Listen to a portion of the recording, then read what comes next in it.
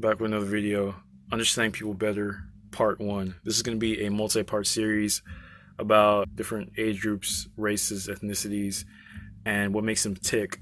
A lot of us humans, we like to think we're really different, but a lot of us aren't really that different. Uh, and one of the universal traits that all humans have is ego. Ego is your self concept, how you view yourself, your name, what you wear, how you act, what you listen to, your whole essence essentially. And it's arbitrary because your ego is something you've made up and constructed. Not just you, of course. I mean, you've been influenced by your environment, people you hang out with, things like that. Okay, so you were born where you were born at. Let's say you're born in the United States. And then but let's say in this timeline you were adopted to like an Indian family. You're adopted to an Indian family and then you grew up in India. That version of you will be completely different from the version of you that grew up in the United States. Now you look the same, but your beliefs, how you dress, how you speak, the languages you speak, how you act, mannerisms, they'd be completely different. I mean, you'd be in a different system. I mean, in the United States, it's like capitalistic, whereas in India, I think they still have the caste system. But I'm saying your ego would be different. So essentially, it's something that's constructed. And your sense of self, there's definitely good places for it, and kind of times where you need to understand if it's getting in your way. A lot of people, they like to keep their sense of self, and which is good. I mean, you want to have a sense of self, but I'm saying you want to be open to other perspectives and learn from other people. That way you can grow and even understand yourself better in the long run. I have a story.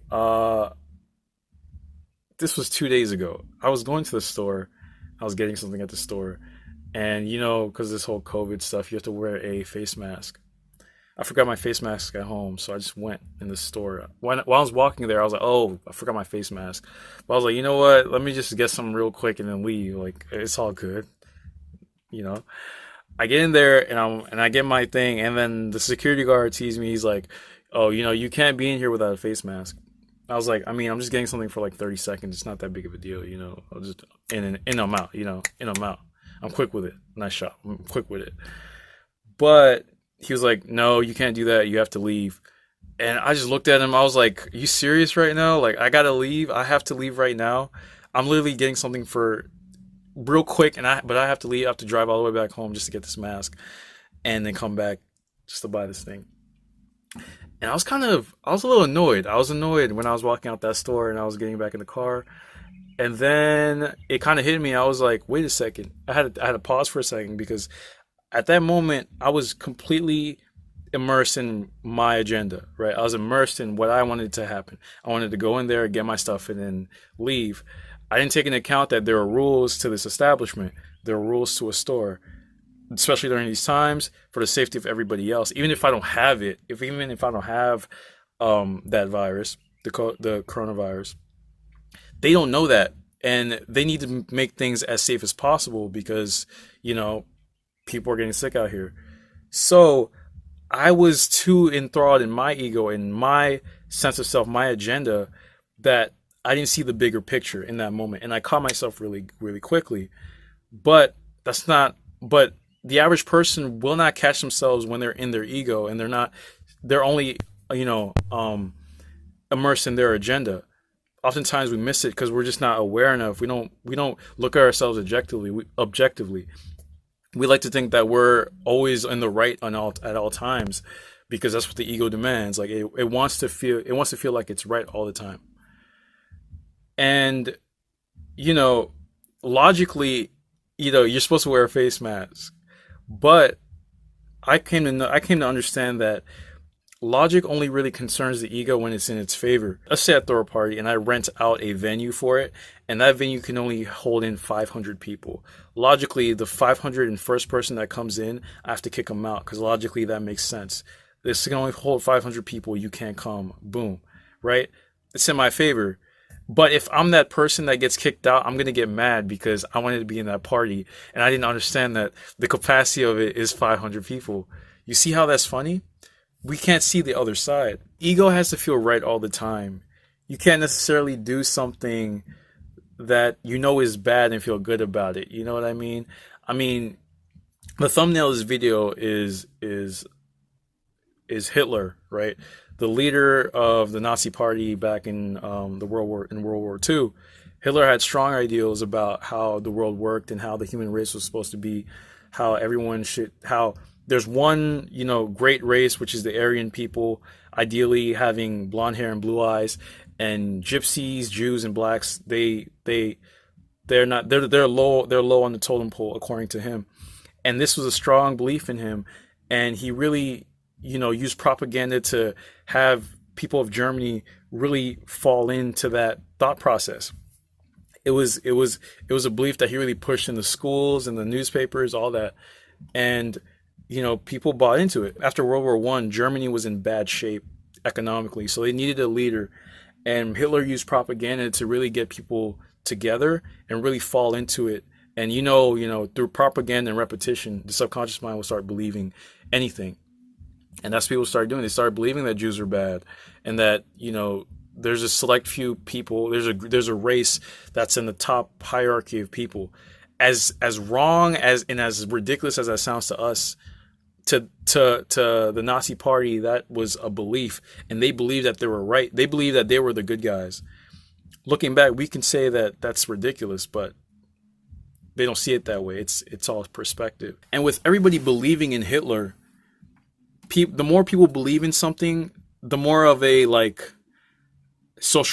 more social proof it gets, right? I mean, you see this everywhere. Like the more popping something is, the more people like something, the more people like something, because a lot of people like it, so it must be good. That's just an assumption. It's called, I think in psychology they call it the social proof tendency. It's one of the 25 cognitive biases. But I mean, and you could, and it's so easy for you to say, oh, well, I wouldn't have fallen into that propaganda. I'm a critical thinker. Right now, I'm sure there's some propaganda that you fall into. There's some fake news on social media or on television that you fall prey to when you see it and you believe it 100%, when in reality it's not true. You believe that, but it's hard for you. But it's hard for you to see that people back then in Germany. Think about being in Germany in the 1930s or 40s, having a terrible economic crisis. You're broke, you're poor, and your ego needs something to blame because of you being broke or poor. This leader is telling you to blame a certain group of people as to why your situation is that way. And that's what they did. And they fell into that propaganda because it felt good, it felt right. So you didn't live back in those times, so you wouldn't know how you would have acted. You only know what you know now. You don't know what you would have been doing. You don't know what kind of person you would have been back in the 40s. I mean, now you have an iPhone and all that. Then they didn't have, I mean, it was just a completely different time. And think about being a Nazi soldier back then, right?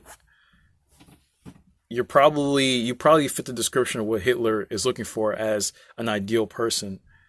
He probably pays you well, and thirdly, even if you disagreed with what he was saying, he has this big army. They'll just kill you. If you talk bad about Hitler, he'll just end you just like that. You know how many generals he probably got rid of just because they spoke ill of him or they disagreed with some of his plans? I mean, that's just how egotistical and ego driven he was.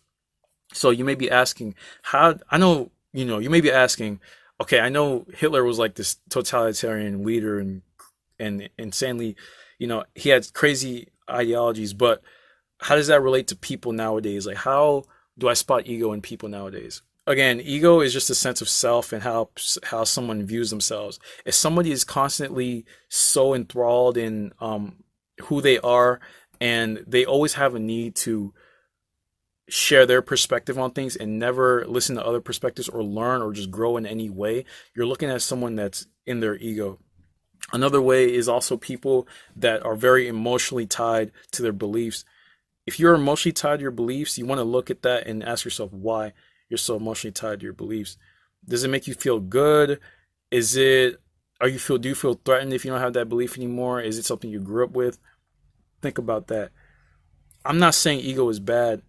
Ego helps. I mean, when I'm playing sports, my ego isn't tied to it, but it comes out in competition, and I want to win and be the best.